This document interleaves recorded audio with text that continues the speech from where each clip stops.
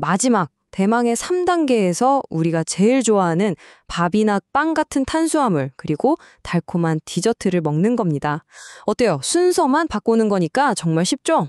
이 식사 순서법은 모든 걸 해결해주는 마법 지파리는 아니에요. 하지만 우리가 건강이라는 큰 퍼즐을 맞춰나가는 과정에서 한번 시도해볼 만한 아주 흥미롭고 또 따라하기도 쉬운 유용한 조각 하나가 될 수는 있다는 겁니다. 혹시 식사 순서만 살짝 바꾸는 것만으로 먹는 음식은 그대로인데 혈당이 확 튀는 걸 막을 수 있다는 이야기 들어보셨나요? 오늘 바로 그 비밀을 아주 간단하면서도 효과는 엄청난 그 방법을 같이 한번 펼쳐보려고 합니다. 밥 먹고 나면 왜 이렇게 졸리지? 하는 생각 다들 한 번쯤은 해보셨을 거예요. 흔히 식곤증이라고 하잖아요. 그런데 이게 그냥 피곤해서가 아니라 우리 몸이 보내는 일종의 경고 신호, 바로 혈당 스파이크일 수 있다는 겁니다. 자, 여기서 진짜 놀라운 숫자가 하나 나와요. 바로 75%.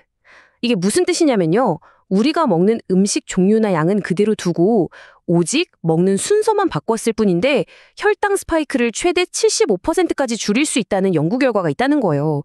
와, 이거 정말 솔깃하지 않나요? 아니, 그럼 그 비밀의 방법이라는 게 대체 뭘까요? 지금부터 딱 3단계로 아주 간단하게 알려드릴게요. 자, 핵심은 바로 이거예요. 진짜 간단합니다.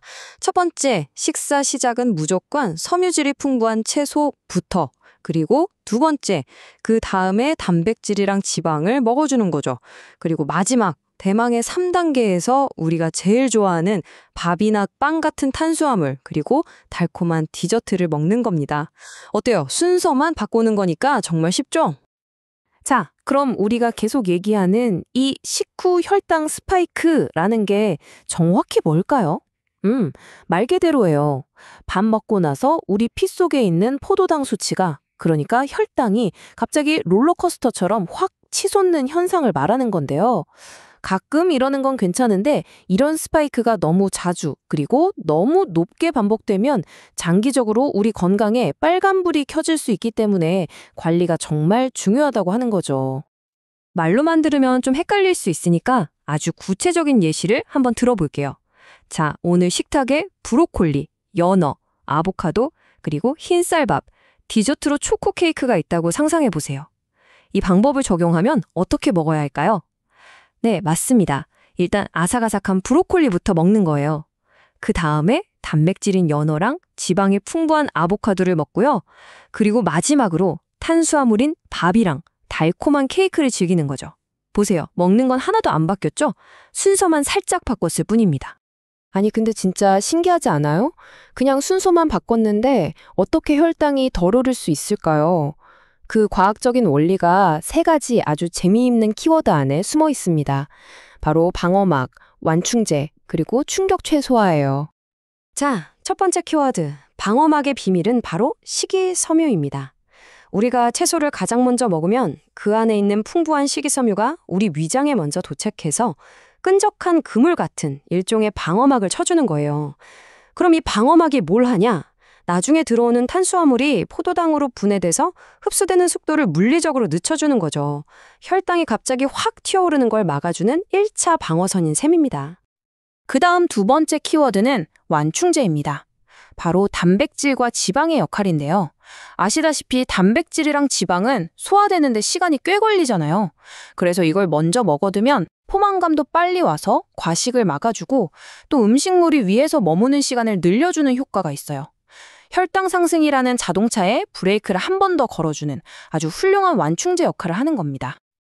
그리고 마지막 세 번째 전략이 바로 충격 최소화입니다. 사실 혈당을 가장 빠르고 직접적으로 올리는 주범은 바로 탄수화물과 당분이잖아요. 이걸 맨 마지막에 먹는 거예요.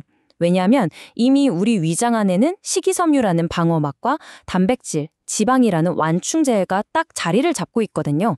그러니까 탄수화물을 뒤늦게 들어와도 혈당이 막 폭발적으로 치솟는 그 충격을 최소화할 수 있다는 아주 스마트한 원리인 거죠. 자, 여기까지 들으시면 와, 이거 완전 대박인데? 이제부터 무조건 이렇게 먹어야겠다 싶으실 거예요. 그런데 말이죠. 이 자료들은 아주 솔직하게 이 방법이 모든 상황에 적용되는 만능 해결책은 아니라고도 이야기합니다. 지금부터는 이 방법의 현실적인 한계, 그리고 우리가 미처 생각하지 못했던 질문들을 한번 짚어볼게요. 이 부분이 사실 정말 중요해요. 현실적인 문제들이죠.